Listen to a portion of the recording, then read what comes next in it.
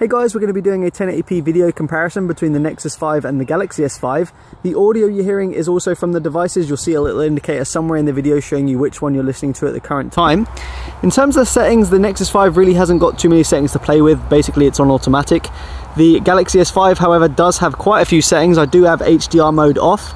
I have software stabilization on though, because I actually tried to have it off for a while and it was very, very jumpy. So I do suggest you have it on if you're going to be doing a lot of video recording. The Nexus 5 on the other hand does have optical image stabilization. I can pretty much tell you straight away that it is a lot easier to keep still over the Galaxy S5. Hopefully that's coming through for you guys. In terms of specs, the Galaxy S5 has a 16 megapixel ISO camera. The Nexus 5 has an 8 megapixel camera, but it does have the optical image stabilization built in, which the Galaxy S5 does not. So one thing I'm noticing here straight away is the Galaxy S5 is very, very quick with its autofocus, quite a bit quicker than the Nexus 5. Pretty much has the best autofocus I've seen out of any device. It's very quick, but it's not too jumpy either, so really impressive there from the Galaxy S5. As always guys, I will try and go through this with you as the video progresses, but don't forget these two devices have pretty wildly different displays.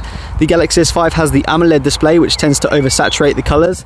The Nexus 5 has the LCD screen, which some people say is washed out, some people say it's more natural. That's completely up to you.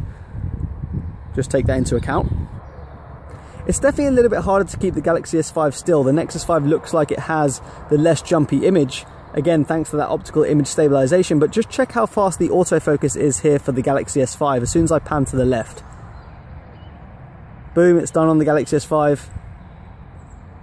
And we're done on the Nexus 5. So definitely quicker there and pretty impressive from the Galaxy S5 actually.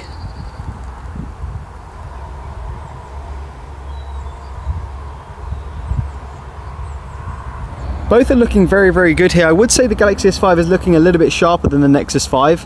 And also in terms of the color reproduction, I would say these flowers look a little bit more accurate from what I'm seeing in real life on the Galaxy S5 screen over the Nexus 5 screen, which just looks a little bit more yellow compared to the actual orangey color that the flower is. Got some really nice colors here from both displays. Galaxy S5 does pop a little bit more, but again, that's probably the AMOLED display. So one thing I've noticed that has more to do with the actual camera application rather than the camera sensor is both these devices are using autofocus, but the Galaxy S5 actually gives you the option to tap the screen to focus as well, whereas if you tap the screen on the Nexus 5, it just takes a picture. I should mention the Galaxy S5 also has that picture taking option. It has a dedicated camera button, but this can be a little bit annoying on the Nexus 5, and here's an example. So I've got this plant in view here. Both the cameras are not automatically focusing, so on the Galaxy S5 I can just tap the display. Here we go. There you go, and you can see it focuses in, whereas on the Nexus 5 I tap the display and it just takes a picture. So that's just something to take into account there guys. Both these cameras looking really good on their individual displays. If I had to pick one right now, it probably would be the Galaxy S5. The reason being, it just looks sharper to me. It looks like it's got more detail, and the fact that the autofocus is just so damn quick.